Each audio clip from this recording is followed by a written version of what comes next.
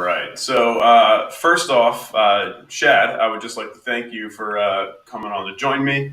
For those of you who may not know, Shad actually has his own YouTube channel. It's actually more Pokemon investment driven, which is how I stumbled across him on YouTube. I heard him on multiple occasions mention that he's got an athletic background. Even on someone else's podcast, he had mentioned that he even thought about doing his own, athletic and fitness-based podcast on YouTube. So, I thought I'd reach out to him, see if he wanted to come on, maybe talk a little sports, talk a little fitness, change it up a little bit for him. And he was kind enough to join me, say yes. So, Shad, again, thank you so much, man. I cannot tell you how much I appreciate this. And, if you just want to tell us a little bit about, what it is you do, your background in sports, and maybe just a little bit on like how you stay physically active, fit, and whatever you want to do, man. Yeah, for sure. No, I really appreciate you having me on. Like you said, it's nice to be able to talk about one of my other passions other than just Pokemon all the time. The two don't always coincide, fitness and Pokemon. So it's good to meet somebody out there that actually has. You gotta connect the dots where you can. Exactly. But yeah, for me, right now, for most people, they probably know me through my YouTube channel, PokeNav, where I talk predominantly about the collecting and more specifically the investing side of the Pokemon trading card game. As you guys know, over the last couple years, it has really grown in popularity, and the value of many of these products has absolutely skyrocketed. But for my sports background, so I've really been an athlete most of my life. I started, playing t-ball and all that good stuff when I was real young. Both of my parents were very into athletics, so they started me quite young. Going into high school, I was a three-sport athlete, so I did football, wrestling, and track. And then after I graduated from high school, I ended up getting a scholarship to play both football and to run track. Started out at Northern Arizona University, which is a part of the Big Sky Conference in Division I AA, and played there for 2 seasons. And then I actually decided to go ahead and transfer to a Division II school up in Nebraska, and which was Nebraska Kearney. Ended up playing football, running track out there, and was a running back actually for several years in the state of Arizona. I held, I think it was like 4 or 5 of the all-time state rushing records and career touchdown records in the state of Arizona. So congratulations. So yeah, it was yeah. I didn't realize I was having a Arizona State star on. Now I'm really honored. Yeah, that was many years ago. I graduated from high school in 2009, and then from college in 2014. But so I graduated from the University of Nebraska with a degree in finance, and by that point, I was kind of ready to get out of athletics for a little while. I was pretty beat up, lots of concussions, all that good stuff, and then got out, started getting it more into the investment management realm, became first a broker dealer, and then went on and got my Series 66, became a financial advisor, and did that for a few years before I then kind of broke out of that and started kind of my own ventures, started getting into real estate, doing other little side businesses, and since then have kind of been more or less an entrepreneur for the last 3 or 4 years, kind of just doing my own thing. But yeah, that's kind of my background, at least with athletics. And I feel like, and you can probably vouch for this as well, I think athletics and being an athlete is something that trickles over into all facets of your life. Yeah, so, I would definitely have to agree with that. Especially to me, I especially when you talk about investing and that kind of stuff. Like to me, no longer an athlete. Like I have a little bit, we have a little bit of crossover. I did play a little bit of football too. I played baseball. Those were kind of my main Hmm. two. Played a little bit of each in college. Also stopped playing football myself when I took a nice shot to the head and woke up for a week with it feeling like someone took a baseball bat to the back of my head. So, Yeah. I knew that was it for me then. Um, but I also consider, I think there's a lot of crossover with, fitness and investing because it's an investment in yourself. And I think what a lot of people nowadays, especially in our society that loves like that instant gratification and the likes and the notifications and like, everyone's always kind of, tied onto this thing. Hmm. um, they don't necessarily understand the benefits of putting in a little bit of work now, a little bit of investing now, and seeing the benefits as they come and as they grow and compound. So I think there is actually a lot of crossover that maybe you don't necessarily tie like your bench press to like investing in your 401k or investing in Pokemon Hmm. cards or anything like that, but the mind state is still kind of there of you know you do a little bit now and you build off it and it grows and it's going to help you in the future. The more you Hmm. invest, in your health, in your strength, when you're in your 20s and 30s, maybe you have less, injuries, health issues down the road when you get to be in your 50s, 60s, 70s, God willing, 80s, 90s. Yeah. So I think there is that kind of mentality that kind of crosses over, and I'm sure you can, attest to as an athlete, former athlete, you've got that competitive streak. So you always want to see, Hmm. what you can do and what you can do better and how you can improve on something. And, there's always that like internal drive. At least I've always found that. And I'm sure you probably have a similar experience. Hmm.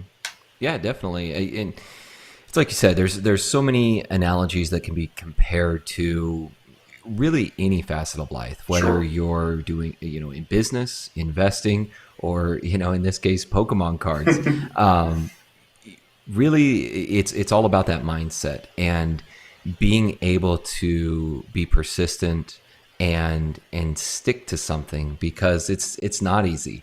No. Building a business is not easy. In the beginning, it's a lot of grind and hard work, and then later on, if you do things right and you stick to it, it pays dividends to you in the end. Same thing with investing. Sure. When you're putting away, $100 here, $100 there, maybe every couple weeks, or contributing to your 401k every paycheck, it doesn't seem like much, but when you amortize that out over 20, 30, 40 years, and you allow compounding and interest to do its thing, that can be a very, very sizable amount. Same thing every day that you step into the gym, every day that you step out onto the track, onto the trail.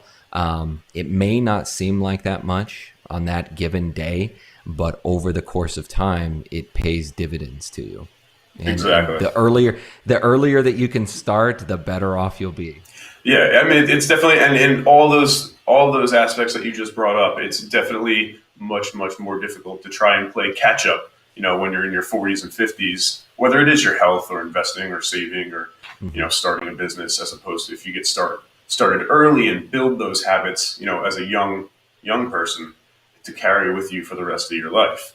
So, Hmm. if you don't mind, I'd love for you to maybe go into a little bit more of how is the training and maybe a little bit of like the recruiting process going into school. I think that would be. I haven't had many, Oh yeah. especially like athletes who play D1 sports on the channel. More so, I've been talking to people, some in the fitness field, doctors, that kind of stuff. So I Hmm. think you're bringing a different dynamic to the channel today. So if you don't mind, I'd like to just dive into that a little bit. Your experience of training for maybe that the difference from going from high school to college, training like during the season, off season, that kind of stuff. Yeah, yeah, for sure. So, I mean, going into college, especially for football, it it's a grind in the sense that, and I went to a really small town. My high school was from a really small town in northeastern Arizona, and also with my position, I'm not the prototypical person that you would think of for that given position, and so I really had to I really had to shine it at a much higher level in order to prove that I was capable of playing Sure. at that higher level. So during the summers, I spent a lot of time at combines, just basically showcasing my skill set. I was the one thing that I had more than anything. I was really fast. So I ran like Helps as a running typically in back. the 4.3s. Yeah, exactly. Average size for a running back, I was usually around about 200 pounds. Could run about 4.3, 7 or so 40. It's pretty fast. That also helped coming from track as Sure. well. I was around like a 10.6, 10.7, 100-meter sprinter. But what I'm getting at here is like being from a small town, and anyone out there that is from a small town and that is trying to get noticed on a larger level collegiately, you really do have to put in extra legwork, both from the standpoint of your stats as well as getting your name out there. Now, back when I was in high school, I can remember my dad and I would put together like these highlight reels on VHS tapes. It doesn't seem like that long ago. I know. I did the same. I'm actually pretty sure I was so uncomfortable doing it. It took us like 10 minutes just to get the introduction done because I just kept laughing at myself. Oh yeah. No, I didn't do any, we didn't do anything like that. It was basically just my dad had like the VHS tapes from our actual camcorder. And then we'd have like, from what I remember, we had like 2 VCRs, and you'd put one tape in one VCR and one in the other, and you connect the cord and it would record it over to the other VHS tape. And we would just do that time and time again, and then send it off to, schools that were interested. This was before, YouTube had really become a big platform, and it, made it so easy. But, we sent it out to as many schools as we could. I did my best to try to each year just better myself, try to better records that I had broken the previous year. If you're going to a bigger school, generally it's going to be a little bit easier to get noticed. Still have to put in the hard work and everything like that. But then once high school was over, once I had gotten a scholarship, you go to that next level. Then everybody's pretty on par with each other. In high school, you can be, the best player on your team or the best player even in your state.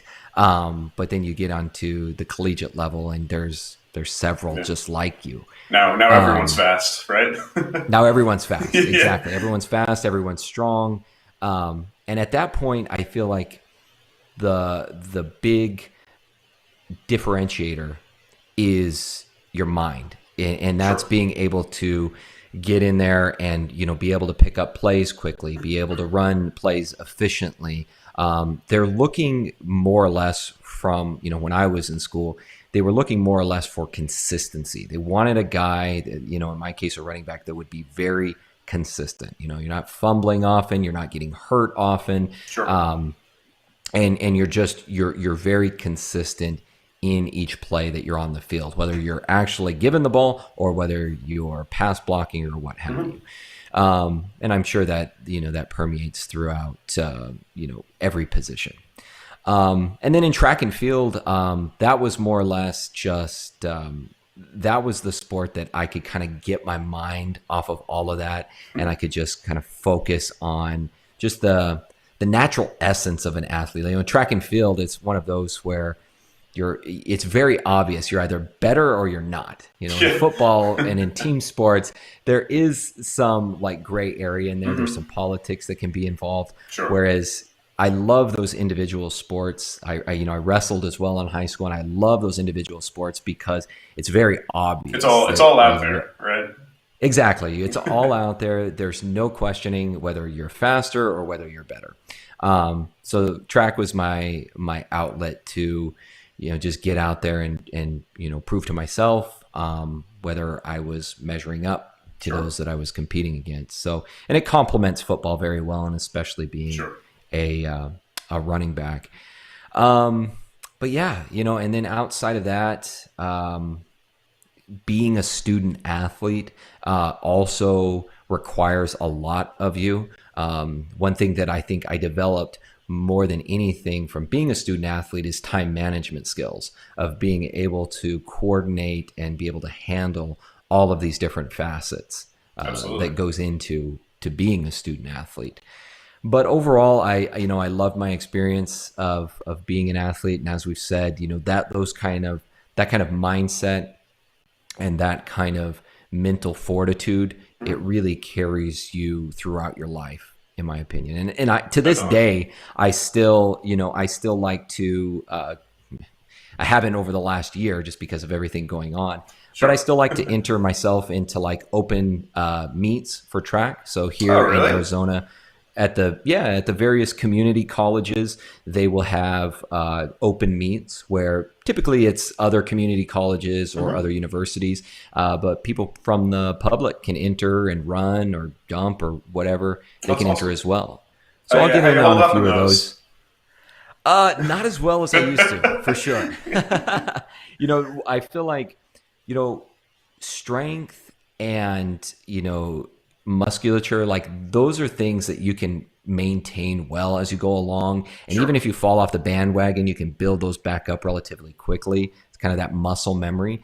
But speed and endurance, Yeah. those are two things that, man, I tell you, if you're not constantly on it, you lose it so quickly. So Yeah. usually before that season starts, I'll usually take a couple months and start training, start hitting the track more, start doing Okay. more interval training, just trying to get in shape, because especially when you get beyond like 100 meters, into the 200, the 400 range, that's where it can really get tough. And if you're not in good shape, you will die out there on the Yeah. track. So as someone, I played tight end and linebacker, like linebacker, defensive end, and then in baseball, I was kind of a corner infielder. So I'm all about the short sprints. So give me everything Mm-hmm. that's like 40 yards or less, and I'm Yes. there. Yeah. So even all right, so you kind of dipped into a little bit now. So now you're a little bit older. You've got a family, businesses, that kind of Hmm. stuff. So what do you do now to keep yourself in shape? Because everyone's favorite excuse is I don't have time, right? And you talked Hmm. about being a student athlete. It taught you time management skills.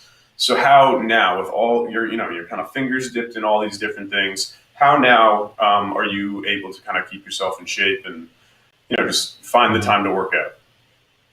Well, I feel like there, and that is a common excuse of I just don't have the time. And I think if health and fitness is something that's important to you, you prioritize that time. You find a way to fit it in. And sometimes it's not easy. Sometimes there'll be days where, I get backed up with work, or, in this case, building this venture on YouTube and all of this. You find those little pockets of time to fit it in. And very often for me, that's early in the morning. So I'm kind of a morning person as it is. A lot of that So was probably you're a crazy one developed. like me. Yeah. A lot of that is maybe was just kind of instilled on me while I was in college, because a lot of the time you're up at 5 a.m., workouts are at 5:30, and you just kind of get into that routine. You see Sure. that a lot with guys. I have a lot of friends who are former military, and they're the same way. They've been out for years now, but they're still up at 5 a.m. every day, hitting the gym or doing their routine. And so a lot of that, I think, is just kind of ingrained in me at this point. I like to get up early. Usually we'll wake up, 5:30 or so, get out, and I'll mix it up. A lot of the time, I'll usually do 3 or 4 days of strength training per week. I like to get out. I like to get on I'm real close to the mountain range here in the Phoenix metro area. Okay. So I like to get out on the trails, do a little trail run, get on the track as well. Like I said, especially when it starts to get to this time of year, this Hmm. is about the time that track meets will start ramping up. Okay. And so I'll start hitting the track more, doing more interval training. And then for the weights, it's usually a lot of like functional movements. I still like to do a lot of the Olympic lifts, the power cleans, the snatches, Awesome. kind of those multifunctional type of movements. There for a while, I was getting more into, when I first got out of school, I was getting more into kind of like the bodybuilding routine, Okay. muscle isolation and Sure. everything. And I started, I think that's when all of the years of football started to catch up with me, because when I wasn't using all of those muscles and kind of more in a functional way, I Hmm. started to feel my body starting to break down a little bit more. It's And so tough. I changed it up. You gotta find what works for you. And Hmm. I can attest to I've changed up my own personal program multitude of times. Out Hmm. of college, being an athlete, football, baseball player, I gravitated towards powerlifting. So I just wanted to lift Hmm. something really really heavy once or twice, and then kind of sit around and rest for a little bit. And that was kind of Yeah. my go-to. And I was able to do it. I built up a decent amount of strength, but then I found myself in this kind of roller coaster of getting stronger, having some sort of injury, a setback, having to take time off, recover, Hmm. build back up. And so after a while, I found that it wasn't going to be sustainable, right? Hmm. And that's when you're not an athlete anymore, when you're just kind of training to be healthy and be the best version of yourself, you need to find what's sustainable, right? Because you want to do it for the rest of Hmm. your life. Um, so yeah, kind of like you, I never really was into the Olympic lifting. I was never taught it, so I always had to learn everything on my own. Hmm. Um, Things that I do of that nature, I really just go through the motions. Like it's nothing like significantly heavy. It's just kind of lightweight practicing like Hmm. the motion, getting all that kind of stuff down. And now I've kind of found this program that I've kind of come up with, and it's kind of like a smattering of this and that. I do like isometric training mixed with plyometric training. I'd still have a little bit of strength, but it's really only one strength exercise like per training session. The other stuff is kind of hypertrophy based. Hmm. But it's more so focusing on the movement and how I move the weights as opposed Hmm. to trying to rack up these kind of numbers that I used to try to do back in my Yeah. younger days. Um, but yeah, so I know you kind of had a limited amount of time. I don't want to keep you too long. Are you okay for a couple more minutes, or do you need to Yeah. head out? Yeah. Yeah, okay. Yeah. No, that's fine, man. That's fine. No, it's um, so interesting too because a lot of people don't know this about me, but I actually still, at one time, I got my personal training certification. I actually okay. I'm still a certified personal trainer. So again, I tell you, man, one thing you'll know about me is I kind of have my hands in everything. If I'm interested in something, then I'll pursue it and I'll see where it goes.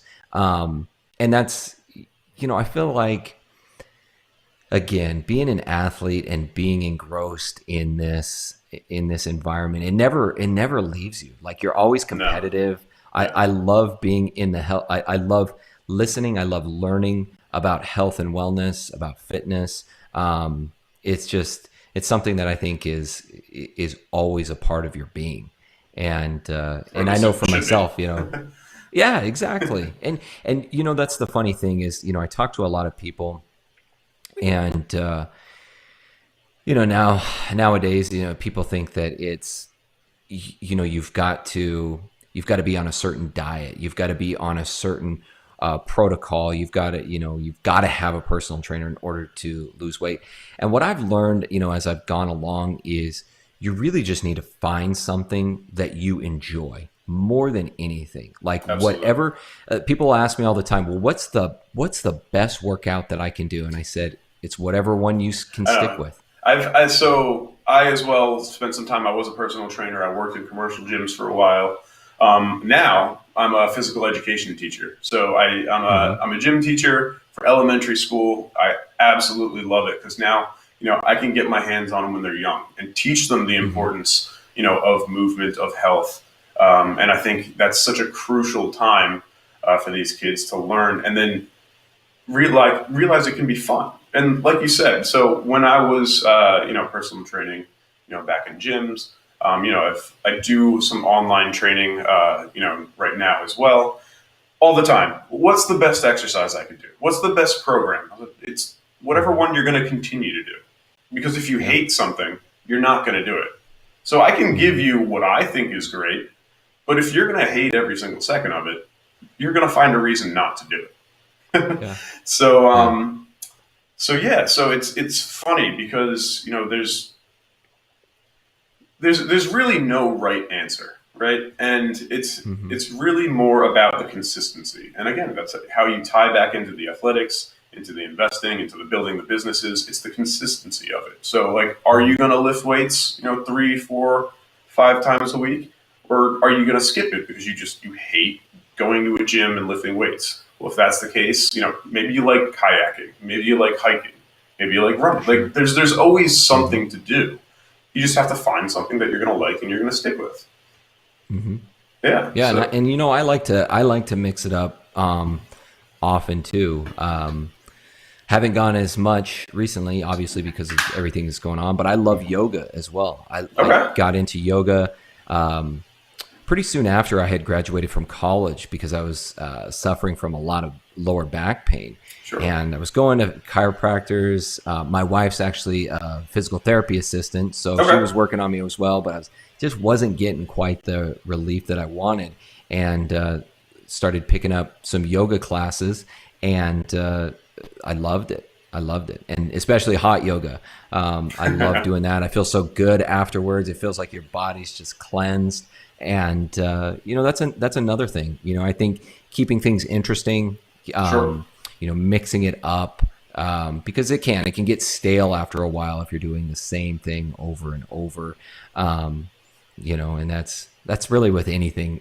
I that's really kind of my mantra for life, like doing the same thing over and over. After a certain amount of time, it's gonna get stale, and Yeah. you've got to be able to mix it up to keep things interesting. And it's very much the same way here.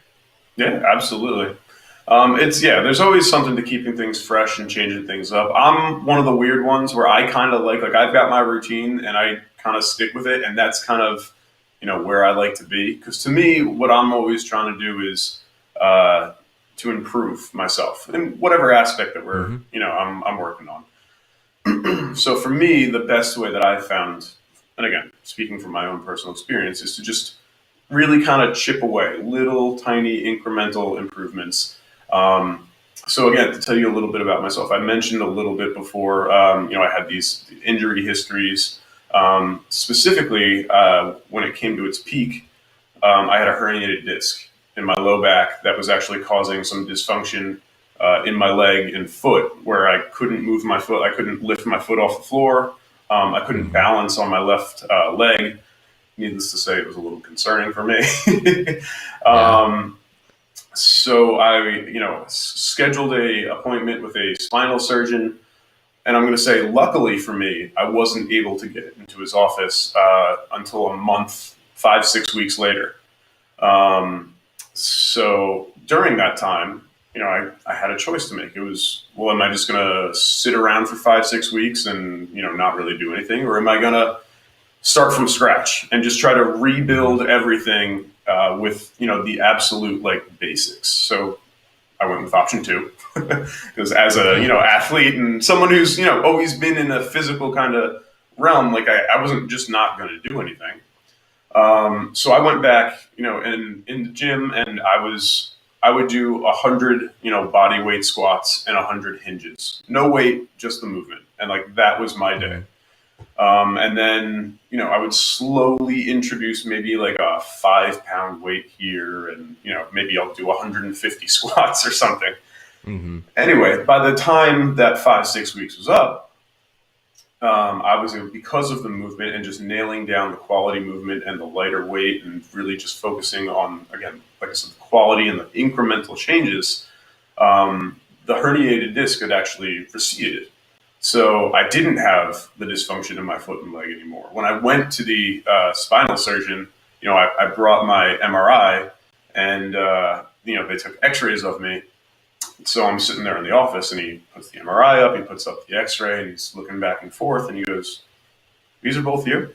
And I was, "Yeah." He goes, "This X-ray is you?" I was just like, "Yeah, people just took it like 5 minutes ago." And he was just like, "Well, this looks like two different people." And then he goes back to the MRI. He goes, "This was you like a month ago." He goes, "Why didn't you come see me?" I was just like, "Well, your office told me, you know, you didn't have an appointment for a month, so I didn't come." He was just like, "I would have had you, on the operating table that day had I seen this." And then I was just like, I'm glad you didn't see it Wow. then. So, Yeah, for um, sure. so that to me really kind of cemented more so the new approach I've been taking, which is again really focusing on the movement, the quality of the movement, and the incremental kind of increases. So I still, I'm still lifting a significant amount of weight. I'm not. not the same when I was, into the powerlifting or whatever. But for me, it's more about just seeing those little steps. And, maybe one day I will, squat 400 or 500 pounds again. It might be years and years from now, but, hey, it's still on the table, like that kind of thing. Hmm. Yeah. So, if there's anything else that you, would like to talk about, or if there's anything you want to, bring up, the floor is yours. If not, I'll let you get back to your family, man. I really do appreciate you doing this.